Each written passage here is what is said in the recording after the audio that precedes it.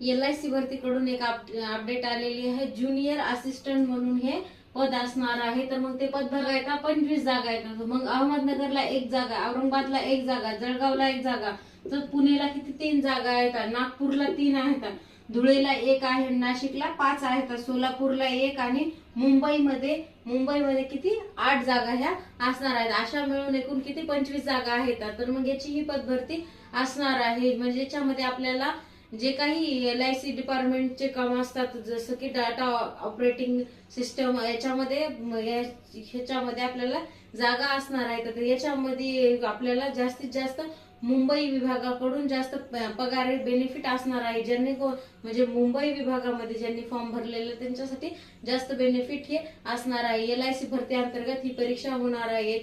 याच्यामध्ये आमची डेट काय असणार आहे, 16 एप्रिल पासून म्हणजे फॉर्म चालू झालेले आहेत ते 30 एप्रिल पर्यंत हे फॉर्म चालणार आहे। त्याच्यामध्ये मग आपल्याला कुठे फॉर्म भरायचा आहे हे आपण